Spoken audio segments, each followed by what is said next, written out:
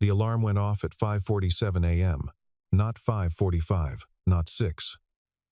Always 5:47, the exact minute Daniel Carter had set it 11 years ago in a hospital room, sitting beside a woman who was running out of time, watching the sky go from black to violet through a single narrow window.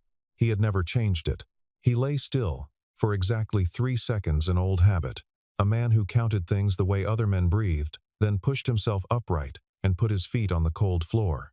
The house was quiet. A good kind of quiet.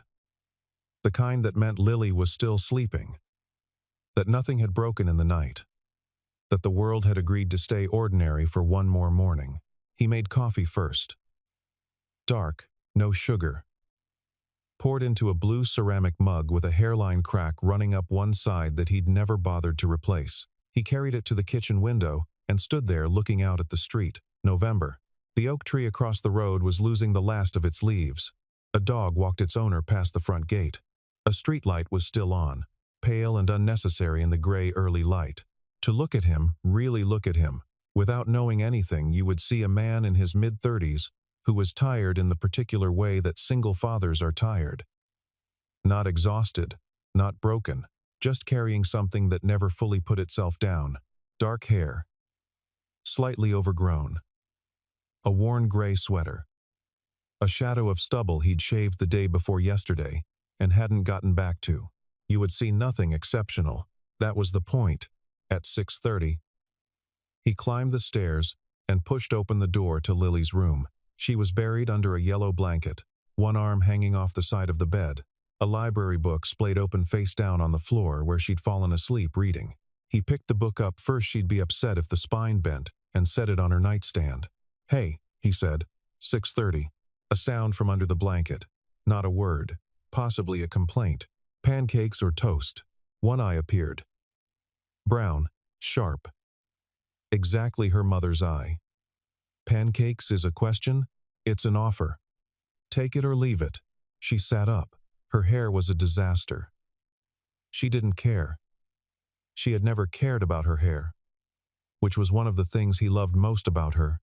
"Pancakes," she said, with the gravity of someone making a legal decision. This was their morning. It had always been their morning.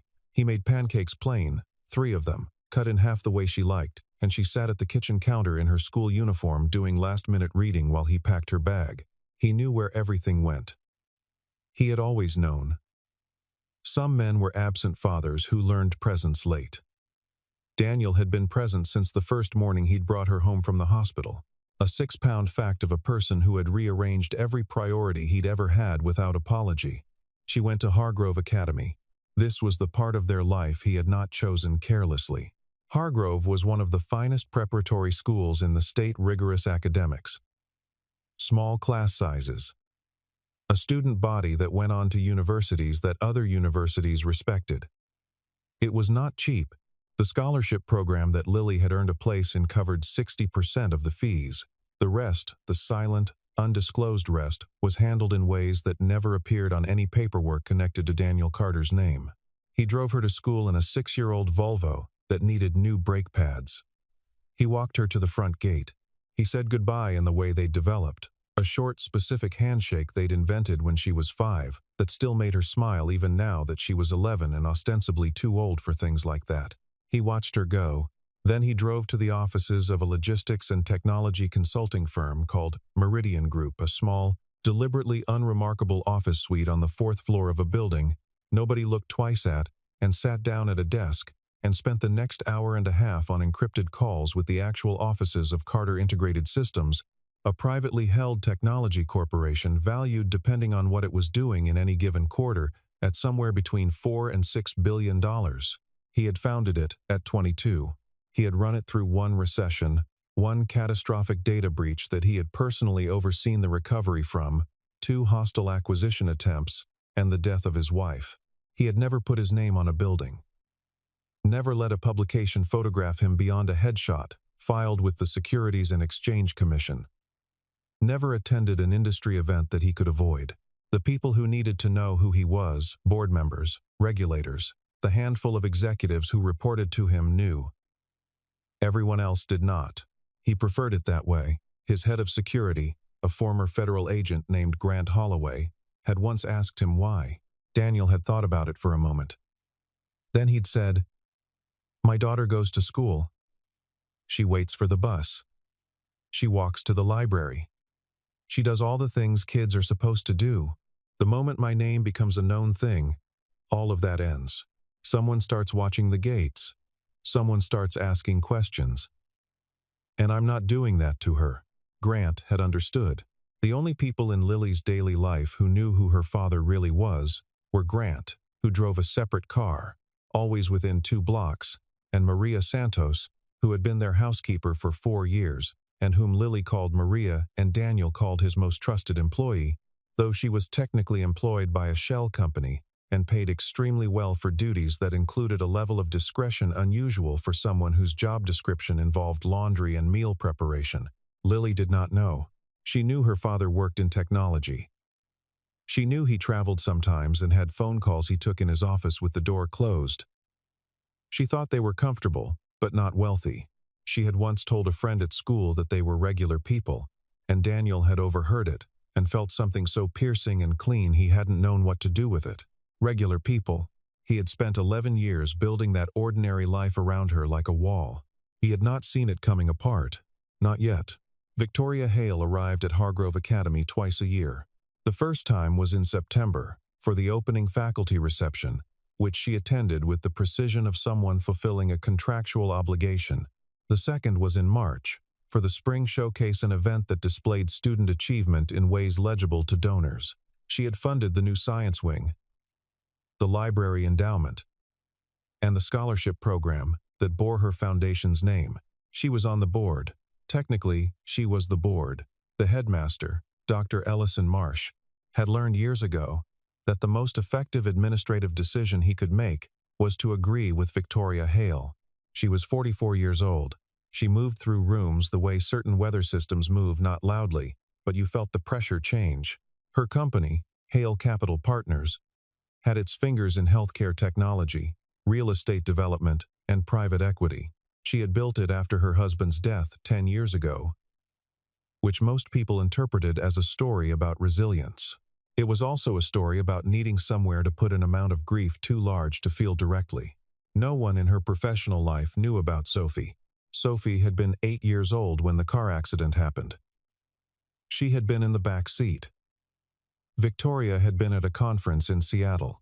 There was no memorial at the office, no photograph on the wall. Nothing that would invite a question she could not answer without dismantling something essential.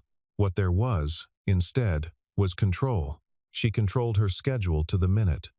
She controlled the temperature in every room she occupied. She controlled the information available to people around her, the narrative of her company, the distance between herself and anyone who might accidentally matter. It had worked. For 7 years, it had worked. Then she walked into the Hargrove Spring Showcase in March, and across the room, standing beside a science project involving fluid dynamics and an extraordinary amount of organized tubing, was a girl with dark eyes and a serious expression, and one sock slightly higher than the other. Victoria had stopped walking. She had stood there for a full 30 seconds. Then she had asked Dr. Marsh, "Who is that child?" His name for the scholarship girl was Lily Carter. He described her as one of the brightest students in the 5th grade. He said her father was involved in technology, though he'd been vague about the details, privacy conscious. Dr. Marsh said, with a small apologetic shrug, as though apologizing for the inconvenience of a parent who didn't network. Victoria had listened to all of this. Then she had walked over to the science project. Lily had explained it to her with the particular focused energy of a child who actually understood what she was talking about, not performing understanding for an adult. She had corrected one of Victoria's assumptions, politely but without hesitation. Victoria had felt something she had not felt in a very long time. She had arranged a mentorship program through the foundation within the week. It was framed as an enrichment opportunity for scholarship students, a rotating group of 8 children who would visit the Hale Foundation offices for quarterly sessions with industry professionals. This was real. The sessions existed. 7 children attended and found them generically useful. For Lily, the sessions were different. Victoria began requesting her specifically.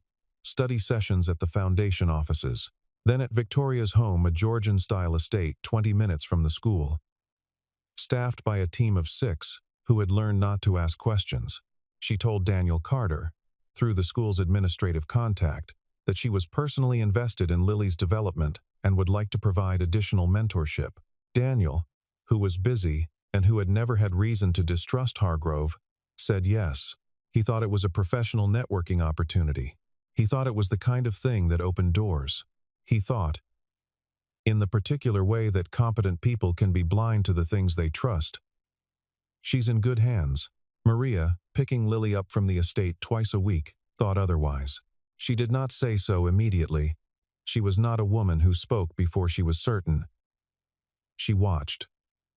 She noted the way Lily came out of those sessions quieter than she had gone in. She noted the pressed perfection of clothing. Lily arrived home wearing blazers, stiff collars that had not been on the girl when she dropped her off. She noted that Lily had stopped humming in the car, which she had always done before, tuneless and unconscious, and entirely herself. She noted all of it, and she said nothing to Daniel, not yet, because she was trying to determine whether she was imagining something or whether something was wrong. By October, she was certain it was wrong. The Wednesday sessions had become 3 times a week. Lily didn't complain. That was the thing Maria kept coming back to. Lily was 11 years old, and she did not complain. Even when complaining would have been the correct and natural response to the things that were happening. She learned the schedule. She memorized it. She understood, in the way children understand things they have not been told directly, that she was supposed to perform a specific version of herself when she was at the estate, and that this was not optional. Victoria's study sessions had a structure. They began with reading selected texts on leadership, biography, history. Then, written exercises. Then what Victoria called presentation practice, which involved Lily standing at the front of a room and speaking to Victoria and, occasionally, 2 or 3 foundation staff members, while Victoria made notes on a legal pad. The notes were specific. Posture: left shoulder drops under stress. Vocabulary: uses colloquialisms when uncertain. Eye contact: good natural instinct. Refine. She had a version of Lily in her mind, and she was building toward it.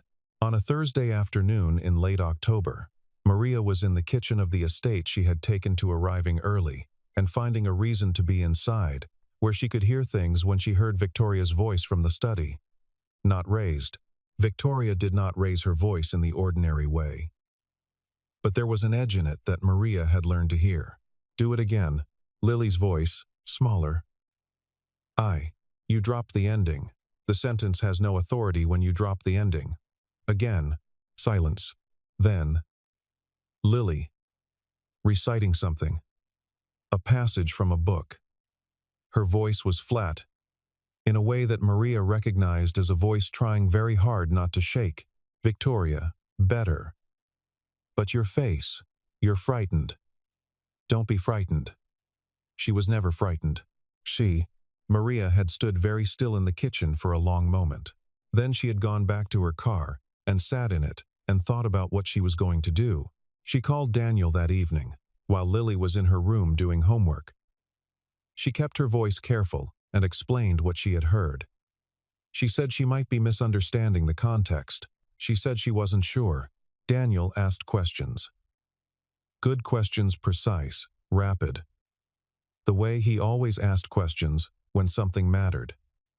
He said he would look into it. He said not to worry. 2 days later, Lily came home from a session and went directly to her room and did not come down for dinner. Daniel knocked. She said she was fine. She wasn't fine. Her eyes were red. She said she'd just been tired. She said the sessions were good, really, that Mrs. Hale was just very focused on doing things the right way. Daniel had sat on the edge of her bed and looked at her for a long moment. Lily, Dad, is it a place you want to keep going to? She had paused for too long. Then, it's a good opportunity. She was 11 years old and she was trying to protect him from worrying. He recognized this because he had watched her do it before, the particular tightening around the eyes. The overly reasonable voice, and it always cost him something to see it. he said, very quietly. You can say, if it isn't. She didn't answer. She looked at the ceiling. She said, I think sometimes she forgets who she's talking to. Like she's talking to someone else. Then she picked up her book and started reading, which was her way of closing a door she wasn't ready to walk through. He let her. He should not have let her. The board meeting had been scheduled for 6 weeks. 23 items on the agenda. 3 require unanimous approval. One of them a strategic acquisition that Daniel had spent 4 months engineering. A deal that would reshape 2 sectors if it closed was the kind of decision that could not be rescheduled, could not be delegated, and could not be completed without him. He was in the conference room at the Meridian offices. 7 people on the line. 3 in person. Maps and spreadsheets on 2 monitors. Grant Holloway standing quietly at the back corner of the room in the way that meant, everything outside is covered. It was 8:47 p.m. Rain had started an hour ago, and was coming down in earnest, the flat, determined rain of a November that had stopped pretending to be autumn. His phone buzzed. Maria. He looked at it, pressed the mute icon on the conference line with his thumb, stepped 2 feet away from the table, and answered. Maria. Her voice arrived, broken in half. Sir, I'm sorry she won't stop. She's completely. Lily is please come home. Please come right now. The sentence didn't finish properly. He heard something in the background. He couldn't identify it. Something hitting the floor. Where are you? At the estate. She called me, I came, I didn't know she's not right. Something has happened, and she's... Her voice cracked. Please just come now. He was already putting on his jacket. He did not explain to the people in the conference room. He said 3 words, we'll resume Thursday, and walked out. Grant read him in the elevator. Daniel said, estate. Now. Separate car. Grant nodded and was already on the phone. Daniel drove himself. He always drove himself. The Volvo moved through rain-slicked streets, with the urgency of a man who had decided to ignore most traffic regulations in a way that would have alarmed someone who didn't know his driving record. He did not use the GPS. He had learned the route to the Hale estate the week after Lily had first been invited there, the way he learned all routes, all layouts, all exits. Old habit. Necessary habit. On the way, he thought about what Lily had said 3 weeks ago. Sometimes she forgets who she's talking to. Like she's talking to someone else. He thought about the word someone. He had not done enough with that word. He pushed the accelerator. The gate was open. That was the first thing.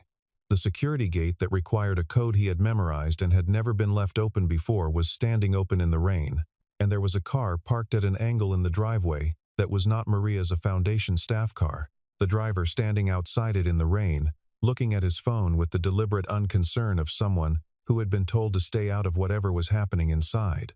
Daniel got out of his car. He walked to the front door and opened it. The hallway of the Hale estate was long and marble, floored and lined with the kind of art that was chosen for impressiveness rather than warmth. He knew the layout. He moved through it. He heard her before he saw anything. Lily, not crying, not screaming. Something worse, the gulping, chest-catching sound of a child who has been crying for a long time and has run out of voice for it. The sound of someone who has been very frightened and is still frightened, but has exhausted the loud version of it. He followed the sound to the left corridor. He pushed the door open. There were 3 things he registered simultaneously, with the specific precision of someone whose brain had been trained by years of crisis management, by the early years of fatherhood, by a life lived in a state of careful watchfulness to process threat assessments in seconds. First, Lily. In the far corner of the room, on the floor, knees pulled to her chest, arms around them. She was wearing a blazer that was not hers. Her hair had been pulled back in a way she would not have done herself. She was not hurt. He registered this in the first half-second. Scanning methodically, not physically hurt, but she was shaking. Second, the room, a glass crystal, heavy, the kind that sat on expensive shelves, had been thrown or knocked from the desk and shattered on the floor. Papers scattered, a chair pushed sideways, a lamp still on, tilted, The room looked like the aftermath of something that had escalated. Third, Maria. Standing near the window, positioned between Lily and the center of the room. Because Maria had put herself there deliberately. Her face was the face of a woman who had done something frightening in order to do the right thing. And then, Victoria Hale. She was standing in the center of the room. She was immaculate. That was the strangest part. Her clothing was perfect. Her posture was straight. The only thing that gave her away was her breathing, controlled but audible. The breathing of someone running a race on the inside, and her hands, which were not entirely still. She looked at Daniel. She did not appear surprised. She appeared interrupted. "Mr. Carter," she said, "this is a private session." He did not answer her. He walked to Lily. He crossed the room in 6 steps, moved around the broken glass, and crouched down to where she was on the floor. He put his hands on her arms. "I'm here," he said. That was all. Just that. Lily made a sound. A breath. She grabbed his sleeve. He stayed crouched for 5 seconds. He looked at her face. He ran a quick check, pupils, color, breathing. And then he stood. He turned around.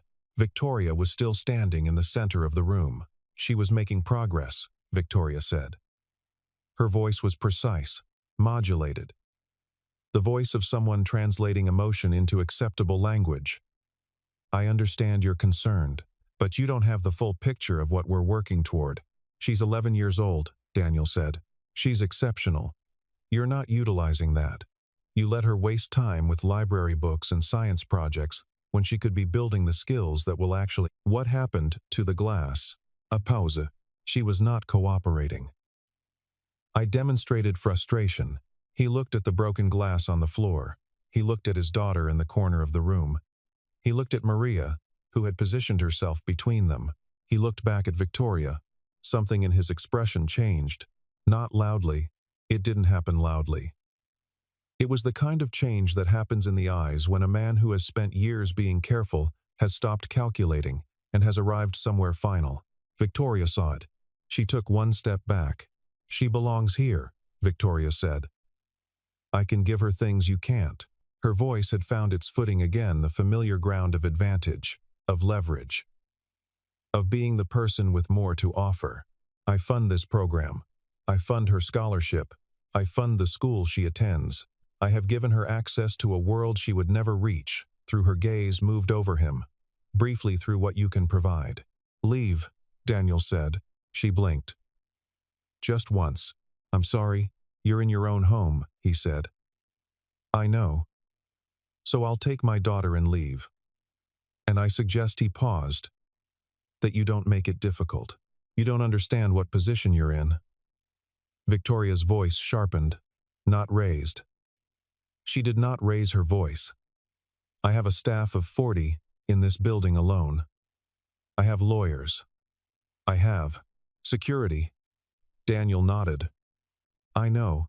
He looked toward the door. There were 2 of them foundation staff who had moved into the doorway, broad-shouldered men with the specific posture of people employed to make other people feel small. He looked at them for a moment. He said, very quietly, "Move."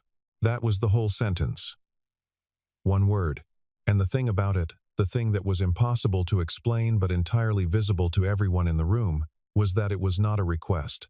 It was not a command, exactly. It was a statement of what was going to happen, expressed in advance. The 2 men exchanged a look, and they moved. Victoria started. Lily had reached him. He felt her hand find his small, cold, tight, and he closed his fingers around it and kept his eyes on Victoria. "You should go get her another school," Victoria said. Her voice had changed. Something jagged under the precision now. "Without me, there's no scholarship." "Without the scholarship." "I know what there is without the scholarship," Daniel said. He looked at her for 1 more moment. Then he turned and walked toward the door. "Carter." He didn't stop. They walked out through the marble hallway, past the art on the walls, through the open front door and into the rain. Lily was still holding his hand. She didn't speak. He didn't speak either. He opened the car door for her, and she climbed in, and he walked around to the driver's side. He sat in the driver's seat for a moment. In his pocket, his phone had been vibrating steadily for the past 7 minutes. He already knew what that was. The board. The acquisition. The meeting he had walked out of. He took the phone out, looked at the screen, and turned it face down on the passenger seat. He started the car. The call came to Victoria's head of security at 11:04 p.m. His name was Barrett, and he had worked for Victoria Hale for 3 years, and in that time he had dealt with a range of situations that required his particular skill set. He had never been nervous on the job. He was nervous now. "What do you mean you're not going to proceed?" Victoria said. Barrett was standing in the front room of the estate, and he was looking at his phone, and on the phone was a name that he had just run and confirmed. And what he was feeling was the specific alarm of a man who has just understood that the ground he's standing on is not what he thought it was. "Ma'am," he said. "The man who just left. I know who he is. He's Daniel Carter." Victoria looked at him. "His name is Daniel Carter." The Carter & Carter Integrated Systems. Barrett kept his voice very level. The company acquired Hartford Defense Tech in February. They have a government infrastructure contract. He paused, choosing words. They hold a minority stake in Hale Capital's fintech subsidiary through a holding vehicle called Granite Peak Partners. Victoria was very still. They also, Barrett said carefully, provided the credit facility that Hale Capital used to close the Meridian Health acquisition in 2019, when you were short $14 million and the deal was going to fall through. The silence in the room was absolute. "Ma'am." Victoria said nothing. Carter Integrated could, if it chose to, call in that facility. It would be well within its rights. It would also, Barrett stopped. "Say it. It would also destabilize 3 of your active debt structures. You have a refinancing round coming up in March. If Carter is in a position to—" "Stop." He stopped. Victoria walked to the window. She stood with her back to him, looking at the rain on the glass. He had watched her navigate bad situations before. He had watched her in the immediate aftermath of a lawsuit, of a regulatory challenge, of a public controversy that had required 24 hours of careful management. She had always been the same, contained, analytical, moving toward a solution before anyone else had finished processing the problem. Now she was just standing at the window. He waited. She said, quietly, not to him, almost to herself. "He drives a Volvo." "Ma'am." "He drives a 6-year-old Volvo." He dropped her off in a 6-year-old Volvo. "Yes." She pressed her hand flat against the glass. And her phone rang. She looked at it, she looked at the screen, and she looked at the name on it, which was Daniel Carter's name, which she was seeing for the first time attached to his actual face in her actual memory. And she answered it. His voice arrived without preamble. "Miss Hale." A pause. "I want to be clear about something. So, there's no confusion about what happens next." She said nothing. "I'm not interested in consequences. I'm not interested in leverage. I'm interested in one thing, which is that my daughter doesn't come back to your house. That's all." Victoria's grip on the phone tightened. "I'm aware of your financial position," he said. "I'm aware of what I could do with it. I'm not going to do anything with it. Because it's not relevant to what I'm talking about. I'm talking about an 11-year-old who went home shaking tonight." She still said nothing. "If that's the last time it happens, then that's the end of this conversation, and I won't contact you again." Another pause. "If it isn't the last time, it is," she said. Her voice came out strangely. She heard it herself. He waited. "It is the last time," she said. More controlled now. "You have my word." He said, "Good," and the line went silent. She stood in the room for a long time after that. Barrett at some point left, she was not sure when, and she was alone in the study, with the broken glass still on the floor, and the papers still scattered, and the chair still tilted sideways. She walked to the desk. She sat down. There was a photograph on the desk. She kept it here, and not anywhere else, not in public spaces, not where clients or colleagues or board members might see it and ask questions she couldn't answer. A girl, 8 years old, dark hair, dark eyes, a serious expression. one sock pulled higher than the other. She put her hand over the photograph. She had known, on some level, from very early on, what she was doing. She had not let herself know that she knew. 3 days passed before Victoria spoke to anyone who wasn't paid to be in the room with her. Her assistant, a young woman named Claire, who had been with her for 2 years and had learned to read the atmospheric pressure of any given day with meteorological precision, brought coffee and schedule updates, and did not ask questions. On the 4th day, Victoria called her lawyer, not to take action, to ask a question. The question was hypothetical, and the lawyer, who was very good, recognized it as not hypothetical at all. If someone wanted to contest the terms of a guardianship arrangement that had never actually been filed, Victoria said carefully, what would be the process? The lawyer said there was no process because there was nothing to contest. He said this gently. Victoria said she understood. She thanked him. She called her therapist next. She had not spoken to her therapist in 2 years. She had canceled the appointments steadily, finding reasons, building walls, and now she sat with the phone in her hand for 4 minutes before she pressed call. Dr. Harriet Bloom had white hair and no tolerance for euphemism. Victoria, she said when she answered, which she did after 2 rings. It's been a while. I know. Are you all right? No, Victoria said. Which was, for her, an extraordinary word. Dr. Bloom did not fill the silence. Victoria said, I think I did something. She paused. I think I did something to a child. Harriet let that sit for a moment. Then she said, very quietly, tell me. And Victoria, who had not told anyone anything real in 7 years, sat in her office with her hand still over the photograph of Sophie and started talking. She talked for a long time. Meanwhile, 35 minutes away, Lily Carter was lying on her back on the living room carpet, reading a book about the ocean floor. The book was from the library. The bookmark was a folded receipt. Her hair was in its natural state of mild disorder. Maria was in the kitchen. Daniel was on the couch with a report he was not reading. He was watching his daughter read.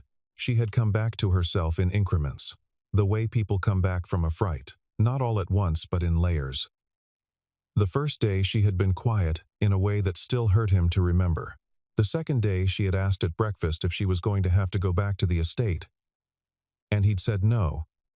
And she'd nodded with a seriousness that suggested she'd been wondering whether to ask that or not.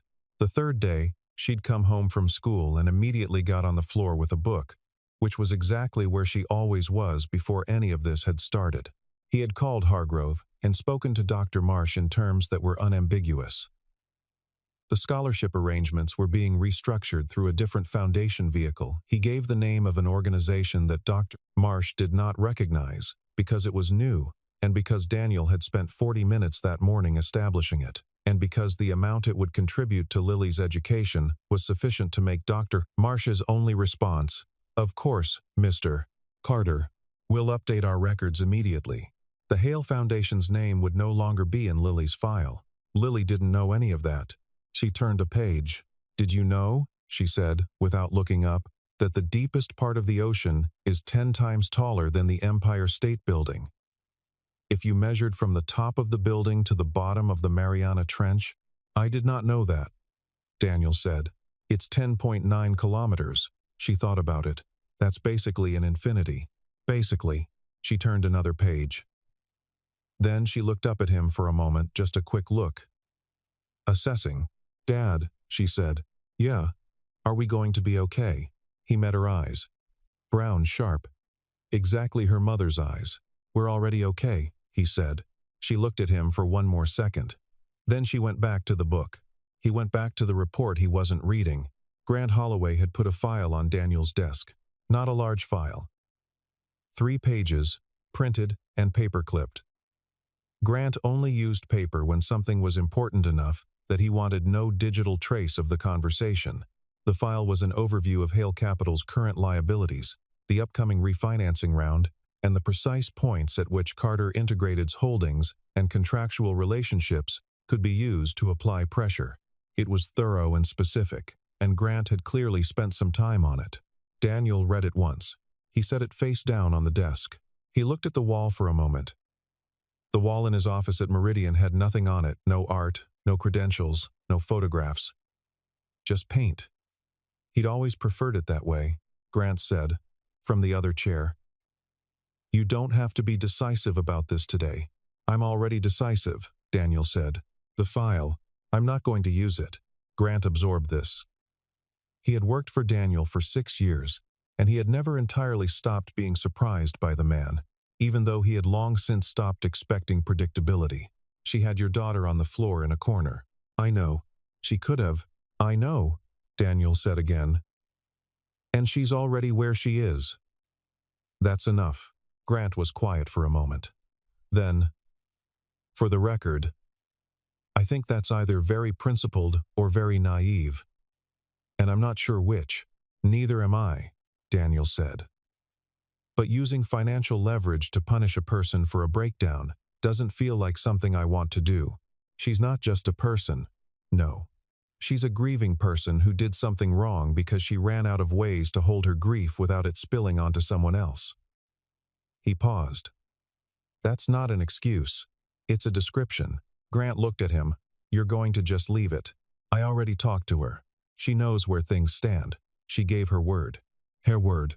She's many things, Daniel said. But I don't think she lies.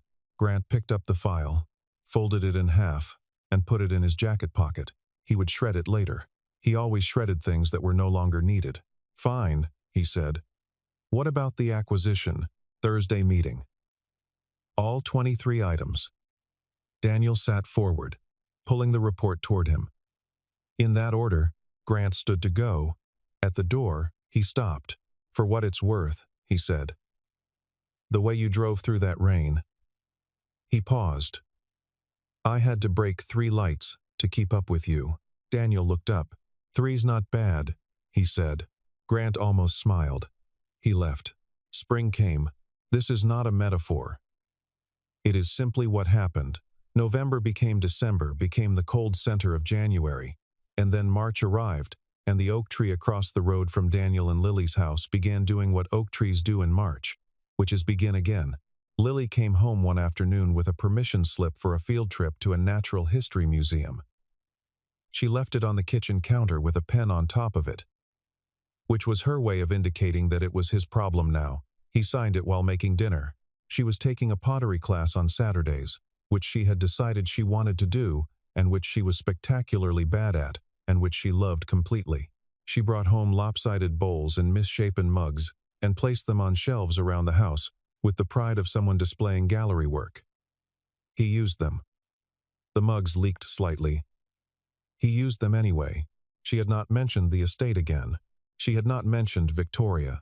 Once, in February, she had said over breakfast, "Do you think she was sad?" He had known who she meant. "Yeah," he said. "I think so." "Because of her daughter?" He looked at her. "Dr. Marsh told you?" "No." "She told me." Lily pushed her plate around. Not directly. But she would say things sometimes. About wanting things to be different. About not being able to go back. She paused. I didn't understand it then. I understand it more now. He watched her. She shouldn't have done what she did, Lily said. No. But she was really sad. Yes. Lily nodded slowly. She picked up her fork. That's a hard thing to be. Really sad and powerful. Because you can make it everybody else's problem. He looked at his daughter, who was 11 years old and who had, apparently, developed more insight about human nature than most of the executives he worked with. Yeah, he said. It is. She went back to eating. The Hale Foundation, by April, had restructured its scholarship program. It was not Victoria's initiative, not entirely. Harriet Bloom had said something to her in February, in one of their twice-weekly sessions, that had stayed with her. The impulse to control, when it comes from grief, is a way of refusing to let the loss be complete. You hold on, but what you hold on to is never what you lost. Victoria had sat with that for a week. Then she had called her head of philanthropic operations and told him she wanted to establish a direct service fund, not a mentorship program, not an enrichment program, not anything that required selected children to perform development for an audience. A fund for family services. grief counseling for children who had lost parents, after-school resources for kids navigating hard circumstances, practical, direct, administered by trained social workers with no involvement from Victoria beyond the check. She stepped back from the board of Hargrove. Dr. Marsh received her resignation letter on a Tuesday and read it twice before he understood it was real.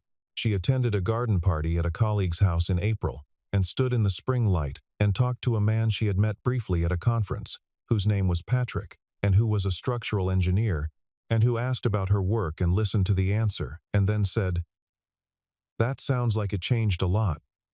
Recently, she had looked at him. "Yes," she said, "it did." He said, "Are you glad it did?" She had thought about that question, really thought about it. Standing there in the April sun with a glass of wine she wasn't drinking for the first time in a long time, she had let herself sit with the possibility that change was not only loss. "I'm getting there," she said. Daniel Carter still drove Lily to school most mornings. The Volvo now had new brake pads. One Thursday in April, they were running 3 minutes late because Lily had been unable to find her left shoe, which had been located eventually under the radiator in the hallway, where it had no business being. They were in the car, moving through morning traffic, and Lily was eating half a granola bar and looking out the window. She said, "Dad, yeah, when we went to the science showcase last year. Before everything, yeah, there were some people from companies there who came to look at projects. I remember, you didn't network with any of them." He glanced at her. "I was there for your project." She was quiet for a moment. Then, one of the other dads, Riley's dad, he went around and gave everyone his business card. He told Riley it was important to make connections. She paused. "You never do that." "No." "How come?" He thought about how to answer this. "Because some things are work," he said finally, "and some things are yours. And the ones that are yours, you protect." She looked at him. "The showcase was yours," he said. She thought about this for several seconds, with the focused expression she got when processing something she wanted to understand completely. Then, "Are you really that powerful?" "Like, actually," he raised an eyebrow. "Where did that come from?" Maria said something once, by accident, I think. She stopped herself. But she said Lily pursed her lips, recalling the exact phrasing. She said, "Your father could buy this whole street." And then she said, "Ignore I said that." He said nothing for a moment. "Dad, I run a company," he said. "A big one?" "Reasonably." She stared at him. "Like, how big?" "Big enough, Dad." Lily, just she, exhaled with theatrical frustration. "Can you tell me one actual fact?" He was quiet for a moment. They were 3 blocks from school. The morning light was coming in low and gold through the windshield. She was holding the other half of the granola bar and looking at him with her mother's eyes. "You know how you said the Mariana Trench is 10 times taller than the Empire State Building?" She waited. "Our company helped build the navigation systems for the research vessel that mapped the deepest part of it." She blinked. He pulled up to the school gate and stopped the car. She sat very still for a moment. "That's," she started. "That's, don't be late," he said. She gathered her bag. She got out of the car. She turned back, hand on the door. "Dad," she said. The serious expression. The one that meant she was saying something she had thought about carefully. "Does it matter?" "The company stuff. Does it matter to you?" He looked at her. "It matters to a lot of people," he said. "That's not what I asked." He was quiet. "You," he said finally. "You matter to me." She held his gaze for a second. Then she did the handshake, the specific, invented 5-year-old handshake. The one she was too old for, the one she would never actually stop doing, and closed the car door, and turned and walked toward the gate. He watched her go. She was almost there when she half turned back and called over her shoulder, loud enough for him to hear through the cracked window. "The Mariana Trench thing is actually really cool." The gate closed. He sat in the car for a moment. The morning was ordinary. The street was ordinary. The oak tree outside their house was, at that exact moment, probably continuing to do what oak trees do in April, He started the car. He drove.